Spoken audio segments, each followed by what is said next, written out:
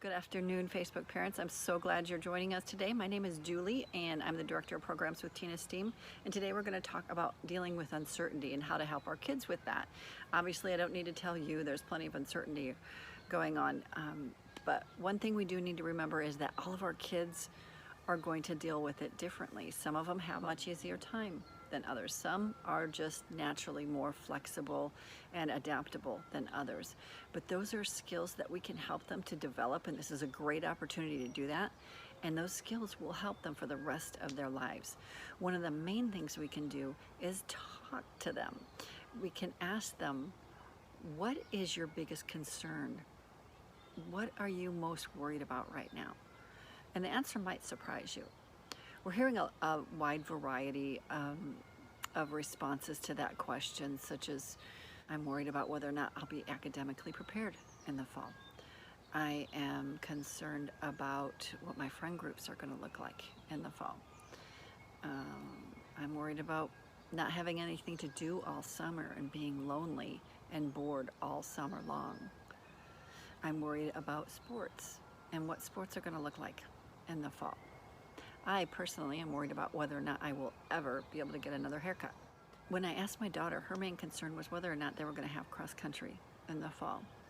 And initially I was tempted to minimize her concerns, but we want to make sure we're validating and we're coming from their perspective, and we're using it as a springboard for a conversation. So I found out specifically what she was concerned about, because her cross country is a huge part of her friend group. So if they don't have it, they won't be connecting like they normally would. They won't be spending the time that they normally would, and they do pool parties and everything else. So it's a really big deal for her. So I was able to let her know that to validate her concerns, but also we were able to talk about worst case scenario and maybe some alternatives. If that does happen, she might still be able to have the cross-country team over for parties, even if they aren't running or whatever. So we were able to work through that. Depending on their age, we want to teach kids the words to use to express their feelings. Most of you have probably seen one of these. An invaluable tool that my doctor has posted on the wall that's really helpful for kids, because sometimes we don't know what we're feeling, and it really helps us to label it. And then once we label it, we can think, well, why am I feeling anxious? And we can work through it. And one thing that you want to watch for is catastrophic thinking, like no one is going to want to do anything with me all summer. I am not going to have any friends. I'm never going to go back to school again. I will never make the sports team. There's no way I'm going to be ready for chemistry in the fall. That kind of catastrophic thinking is something that you can bring up with your kids, and you can challenge them with that. And you can ask them, do you really think you're not going to see anybody all summer? Well, do you really think you're not going to do anything the whole summer? Do you really think that no one is going to want to be your friend? Why would no one want to be your friend? You're a great person. You're a great friend. You've always had friends in the past. If we keep challenging that way of thinking, then they'll start to process differently. They'll realize not everybody else is going on vacation and I'm at home alone.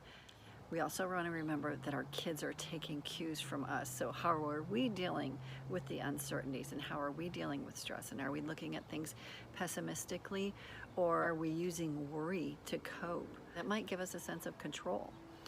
We think that no matter what, we're not going to be caught off guard.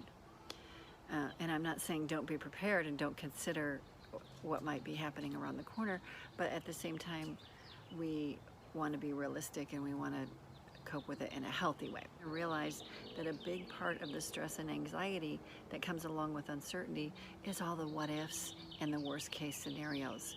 So that's what we want to talk to our kids about, and get them to realize that usually the worst case scenario isn't what happens. Also, we want to remind our kids of times when they faced uncertainty in the past and how they dealt with it and it turned out okay.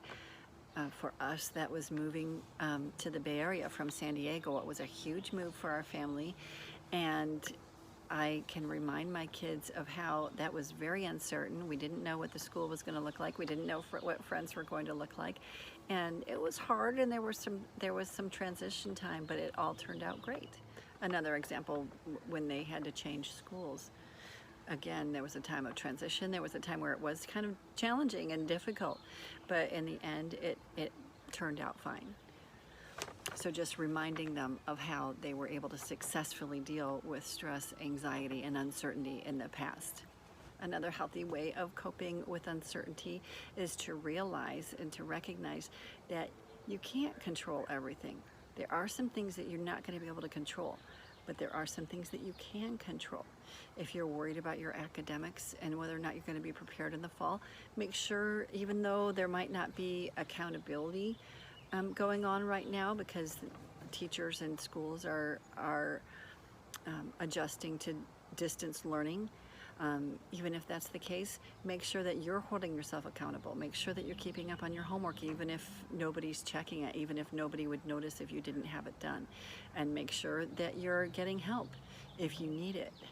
So I think we just want to make sure that we're monitoring our kids, that we're paying attention, that we're talking to them, we're asking them these questions, and taking opportunities to help them to develop flexibility and adaptability. If you haven't yet seen our Grit and Resilience, which was last Friday on Facebook Live, I highly encourage that. Some great tips from Tim on helping our kids to deal with this difficult time. And if you have any questions, we'd love to see your comments.